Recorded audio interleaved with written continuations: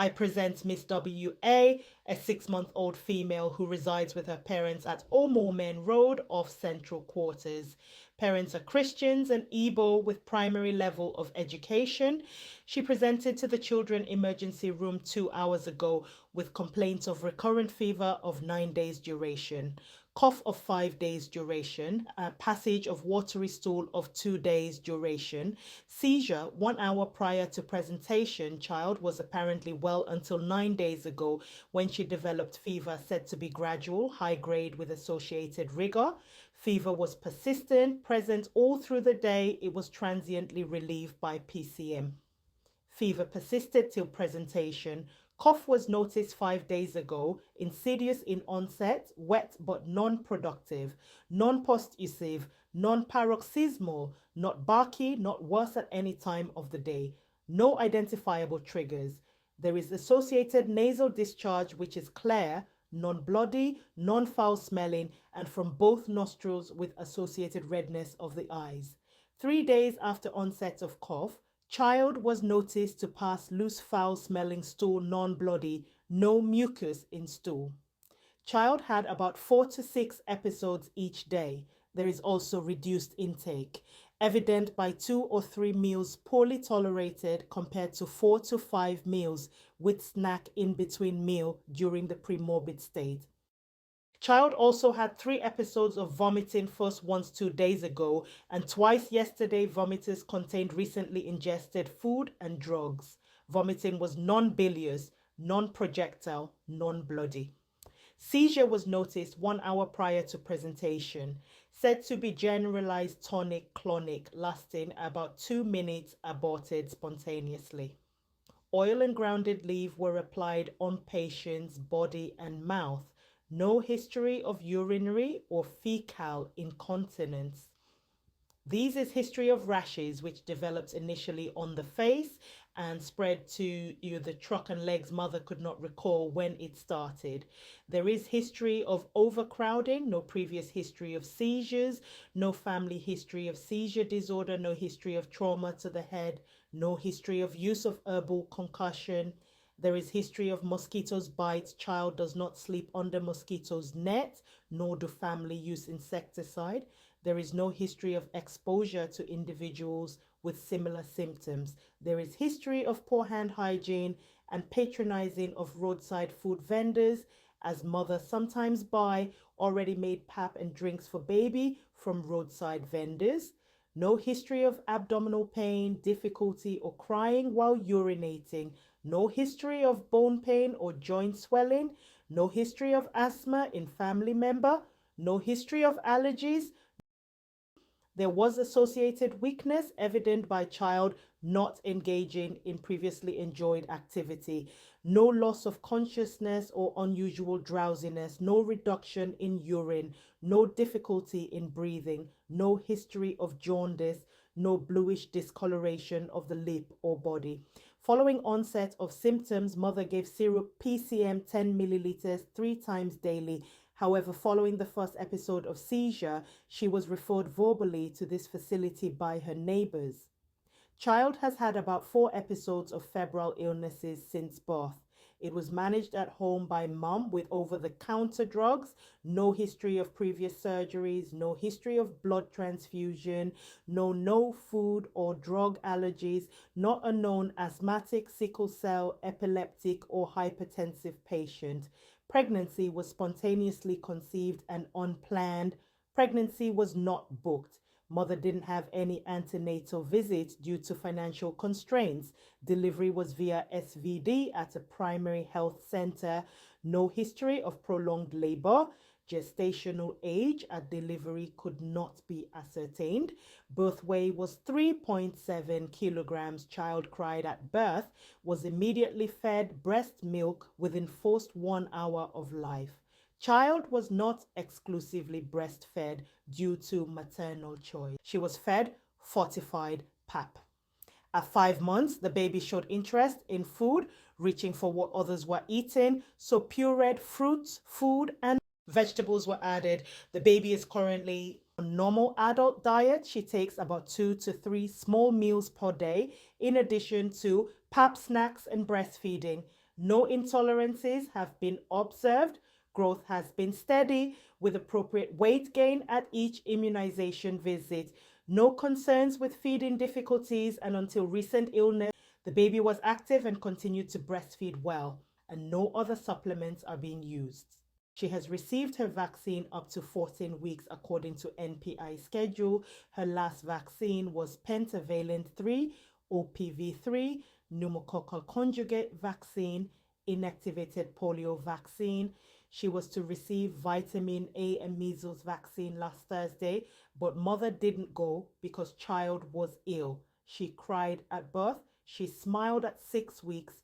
She had good head control at 3 months. She reached out for objects at 4 months. She transferred objects from hand to hand at 5 months. She currently responds to her name and can sit without support. The parents are unmarried and separated because the father refused to support continuing the pregnancy during the antenatal period. They parted ways 1 year ago due to this disagreement. Father is a 38-year-old manual laborer. Mother is a 24-year-old trader. Patient has 4 older siblings. The first is a 9-year-old male. The second is a 7-year-old male. Third sibling is a 4-year-old female. The fourth is a 2-year-old male. All are currently alive and well without similar symptoms. They live in a room and parlor apartment. They all sleep in same room. The child sleeps on a separate bed with mother. The other 4 siblings lie on the second bed in the room. Source of drinking water is tap water. Refuse disposal is by open dumping. Sewage disposal is via a communal water cistern shared with 11 other tenants. Review of system: no history of diaphoresis during feeding, no recent weight loss or gain, no easy bruising, no bleeding tendencies, no behavioral changes. In summary, I have presented a case of a 6-month-old female who presented with a 9-day history of persistent high-grade fever, with rigor, a 5-day history of wet cough with nasal discharge and conjunctival redness, a 2-day history of diarrhea with 3 episodes of vomiting, and a first episode of generalized tonic-clonic seizure lasting 2 minutes, occurring 1 hour prior to presentation. There is also a history of a generalized rash that started on the face and spread to the trunk and limbs. No previous history of seizures, no family history of seizure disorder, and no history of exposure to individuals with similar symptoms. Differential diagnoses: 1. Measles with complications. 2. Severe malaria. 3. Acute watery diarrhea. 4. Sepsis with meningitis. 5. Pneumonia. On examination, acutely ill looking. Child febrile, temperature of 38.4 degrees Celsius, moderately dehydrated, not cyanose, not pale, and no pedal edema. Weight is 7.9 kilograms between the 50th and 75th percentile. Length 67 centimeters between 10th and 25th percentile. Occipitofrontal circumference 45 centimeters, mid upper arm circumference 13 centimeters. Vital signs and pulse rate 140 beats per minute. Respiratory rate 48 cycles per minute. Tachypnea. SpO2 96% on room air. Blood pressure 85/50 millimeter of mercury. Within normal range for age. Neurological system examination: conscious but lethargic blantyre coma, scale 5/5. Anterior fontanelle is patent and depressed, measuring approximately 2 by 2 centimeters. Posterior fontanelle is closed. Pupils are equal, round, and reactive to light. Visual fixation appropriate for age. Other cranial nerves couldn't be assessed. Muscle tone normal, power 5/5 in all limbs. Reflexes normal, no hyperreflexia or hyporeflexia. Sensory function were normal. No sign of meningeal irritation, no neutral rigidity. Brudzinski's and Koenig signs were negative. ENT examination: conjunctival injection present, no jaundice, no pallor. Nose clear nasal discharge, mouth no oral thrush, no Koplik spots. throat, no tonsillar hypertrophy or oropharyngeal edema, respiratory system, tachypnea with subcostal retractions, chest expansion, symmetrical, trachea, central, tactile frematus, normal. Percussion note, dullness over the right lower lung field, resonant elsewhere. Bronchial breath sounds with widespread crepitations. Vocal frematus, normal cardiovascular system. Apex beat is at the fourth intercostal space. Mid-clavicular line, no heave or thrill. S1, S2 heard, no memos. Dermatologic maculopapular rash noted on the face, trunk and extremities with areas of confluence on the face, no vesicles, bullae or petechiae. Mild desquamation noted on the neck, hyperpigmented post-inflammatory changes present. Abdomen, full, moves with respiration. Soft, no area of tenderness, liver, spleen, and kidneys are not enlarged. No demonstrable masses or ascites, bowel sounds, normal active. In summary, I have presented a case of a 6-month-old female who presented with a 9-day history of persistent high-grade fever with rigor, a 5-day history of wet cough with nasal discharge and conjunctival redness, a 2-day history of diarrhea, with 3 episodes of vomiting and a first episode of generalized tonic-clonic seizure lasting 2 minutes, occurring 1 hour prior to presentation. On examination, she is febrile with a temperature of 38.4 degrees Celsius, tachypneic with a respiratory rate of 48 cycles per minute, moderately dehydrated. Respiratory examination revealed subcostal retractions, right lower lung crepitations, dullness on percussion. There were generalized maculopapular rash on face, trunk, and limbs with mild desquamation. Neurological examination, she was lethargic but conscious with depressed anterior fontanelle. Likely diagnosis, measles with secondary bacterial pneumonia, complicated by encephalitis, seizure. Acute watery diarrhea. Plan, admit patient into children emergency. To do full blood counts, electrolytes, urea and creatinine, CSF analysis, random blood sugar, blood culture, thick and thin film for malaria parasites, liver function test and chest x-ray, tepid sponge child immediately. Comments on IV fluid, 1,343 milliliters over 24 hours, that is initial bolus of 158 milliliters over 1 hour, Ringer's lactate bolus.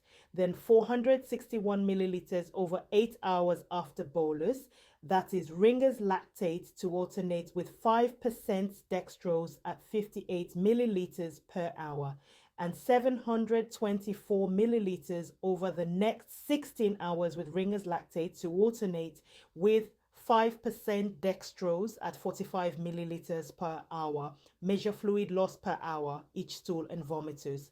Replace at a rate of 1:1 with IV Ringer's lactate every 4 to 6 hours. IV ceftriaxone 400 milligrams daily for 5 days. Tab zinc 10 milligrams daily for 2 weeks. Vitamin A 100,000 international units on day 1, 2, and 28. IV artesunate at 3 milligrams per kilogram, that is 24 milligrams at 0, 12, and 24 hours, then daily until the patient can tolerate oral medication. Pass catheter and monitor urine output. Monitor vital signs hourly. Review with investigation results. At 42 minutes after presentation, mother indicated refusal to admit child. She also refused for child to get IV access and she prohibited investigations. She requested for oral drugs and discharge, stating financial constraints and the need to return to her business as reason for her choice. She was counseled by 2 doctors and 3 nurses. However, she continued to refuse treatment. 51 minutes after presentation, child had an episode of convulsion, which was generalized tonic-clonic seizure, characterized by upward rolling of the eyeballs, generalized body stiffness, followed by rhythmic jerking movements of all 4 limbs. The seizure lasted approximately 2 minutes before spontaneously aborting. Child was, however, administered 4 milligrams rectal diazepam 45 seconds before seizure aborted. No associated loss of bowel or bladder control and no postictal confusion. However, the child appeared lethargic afterward. No cyanosis or abnormal posturing was noted during the episode. Following the episode of seizure, child was placed on IV phenobarbital 80 milligrams stat, then 12 milligrams 12 hourly. If seizure reoccur, full dose of 120 milligrams should be given. 11 hours into admission, mother signed DAMA form despite counseling from each member of managing team. After child received second dose of IV Artesunate and phenobarbital at 12th hour of admission, she was discharged. Mother was counseled to present if condition worsened. Discharge vital signs. Temperature was 37.1 degrees Celsius, respiratory rate 30 cycles per minute, heart rate of 112 beats per minute, saturation of 98%, blood pressure 78/54 millimeters of mercury, discharge medications, syrup cefixime 63.2 milligrams, that is 3.2 milliliters daily for 7 days. Syrup paracetamol 5 milliliters 8 hourly for 5 days. Syrup phenobarbital a note at night 24 milligrams nocte for 3 days. Syrup zinc 10 milligrams once daily for 14 days. Vitamin A 100,000 international units on day 1, day 2, and day 28 oral rehydration solution, ORS, 80 milliliters after each stool. Artesunate Amodiaquine 2575 daily for 3 days. Mother was counseled to present to facility if the child deteriorates or develops prolonged lethargy, persistent seizures, difficulty breathing or feeding, and bulging fontanelle. Inform social works at teaching hospital. Thank you for your presentation. Why did you give rectal diazepam to a child that was having diarrhea, and what are the drawbacks? The child had an ongoing generalized tonic-clonic seizure, and rectal diazepam was the fastest available option to abort it in the setting of the parent refusing IV access for her child. Given that the child had no IV access, rectal diazepam was a reasonable choice in an emergency. However, in a child with diarrhea, IM midazolam or buccal midazolam would have been better alternatives due to more predictable absorption. Go ahead and answer the second part of his question. What are the drawbacks? Thank you, sir. The drawbacks of the rectal diazepam include reduced absorption and drug loss because of diarrhea the child was having, and this can lead to unpredictable drug absorption, making rectal diazepam less reliable than IV or IM options. Some parents kick against it, and it can lead to issues in the future. They can bring it up as the reason for any complications or developmental concerns the child might have later, even if it is unrelated. Some parents perceive rectal administration as invasive or inappropriate, which can lead to distrust in medical care. So we tread carefully, especially in our settings as Africans. Medical practice have peculiarities we must always consider. Why did you start the child on anti-malaria? Also, why did you choose Artesunate over, say, Quinine? And why did you choose Artesunate Amodiaquine over Artemether-lumefantrine? Anti-malaria treatment was started because, given the endemicity of malaria in our region and symptoms the baby presented with, it was a strong suspicion: the fever, the seizure, the exposure to mosquito bite.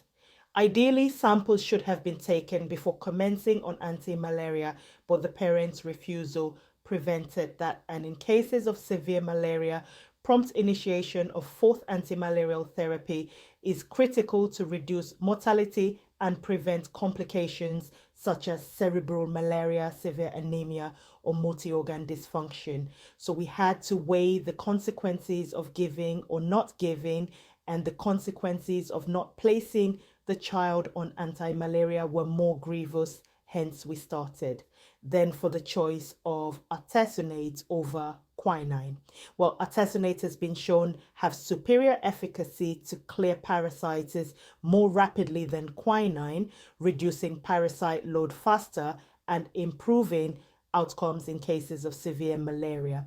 Also, artesunate has better safety profile and fewer side effects compared to quinine. For example, quinine carries a higher risk of hypoglycemia, especially in children, which can worsen outcomes in severe malaria. Quinine also causes synchronism with symptoms like tinnitus, nausea, vomiting. This can complicate management in an already sick child.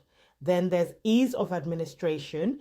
Artesunate can be given as a single IV dose every 24 hours after the initial loading doses, whereas quinine requires more frequent dosing every 8 hours and prolonged infusion times 2 to 4 hours per dose, which is also one of the reasons why we chose Artesunate Amodiaquine AA over Artemether-lumefantrine AL, because AA is required once daily. Also, Amodiaquine artesunate is cheaper. It was okay to place the child on anti-malaria because of symptomatology. Also remember, Artesunate is now the WHO recommended first-line treatment for severe malaria. In addition, Amodiaquine has a longer post-treatment prophylactic effect compared to lumefantrine. Amodiaquine has a half-life of 30 days, and compared to lumefantrine that has a half-life of 3 to 5 days, it is more beneficial in high transmission areas like ours, especially to this 6-month-old who is at risk of repeated malaria infection. Why didn't you bring the prenatal, natal, and postnatal history to the section for etiology or cause? When dealing with seizure cases, you bring the prenatal, natal, and postnatal history forward, and even the developmental history, because they are important and could be pointers to the cause of the seizure. For example, this woman didn't have any antenatal. It is important. Also, the developmental milestones should be in the etiology, that is the part for cause, if you are using the 5 C's, which most people use in our settings. He just mentioned that the lack of antenatal is a risk factor. Do you know why? Yes, the lack of antenatal care is a risk factor for seizure cases because it increases the likelihood of prenatal, perinatal, and postnatal complications. For example, undiagnosed and untreated infections like torch infections can cause congenital neurological damage, predisposing the child to seizures. Both asphyxia and hypoxic ischemic encephalopathy can cause brain injury. Then maternal conditions like eclampsia or diabetes, as well as neonatal hypoglycemia in unmonitored pregnancies, may result in metabolic imbalances in the newborn, which are common causes of seizures. Go to the slide for your etiology. As you can see, you started by stating positive etiological history. Then you went on to negatives. Then came back to mention some more positive history. Then you went back to mention other negatives. So there are lots of back and forth.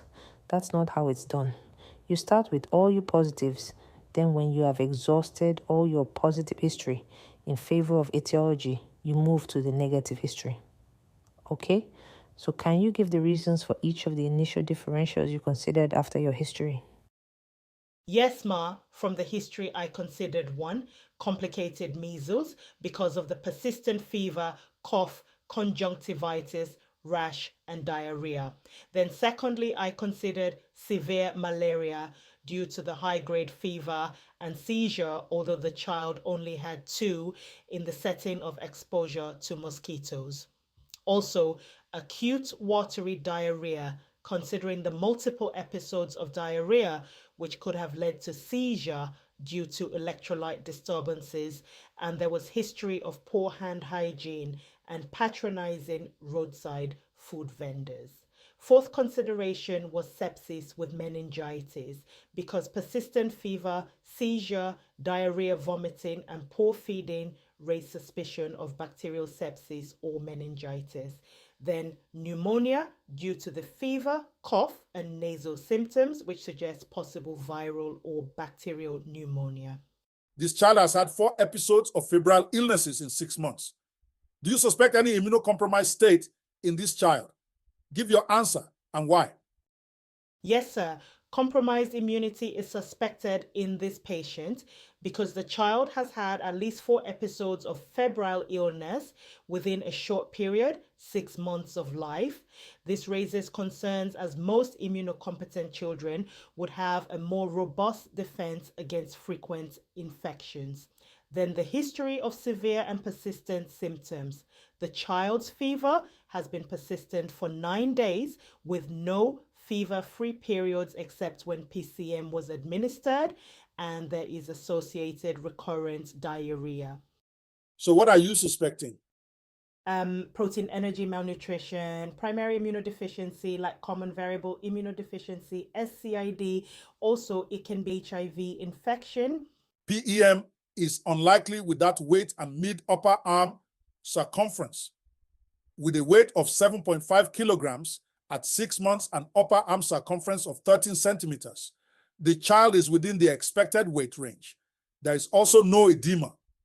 This suggests that severe malnutrition is less likely as a cause of immunosuppression. So the suspicion shifts more towards what?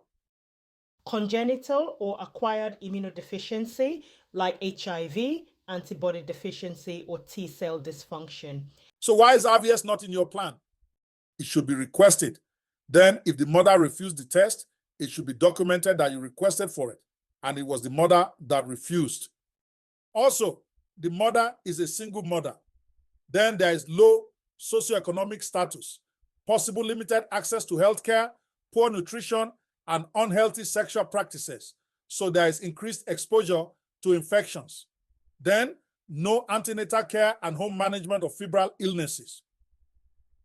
The mother's HIV status is unknown, and without proper antenatal, the child might have been exposed perinatally. So the retroviral screening should have been included. Did you check for lymphadenopathy in this child? Do you know why you should have checked for lymphadenopathy? I think, well, because measles is caused by the measles virus, morbillivirus, which primarily infects respiratory epithelium and lymphoid tissue.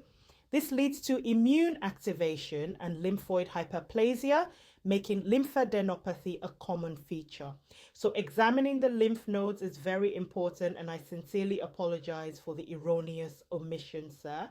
Not just that, because this is a child that we are suspecting has some kind of immunocompromised state. It can help assess for immunosuppression. Persistent or generalized lymphadenopathy could suggest an underlying immunodeficiency, such as HIV/AIDS or congenital immunodeficiency. You can take the next case.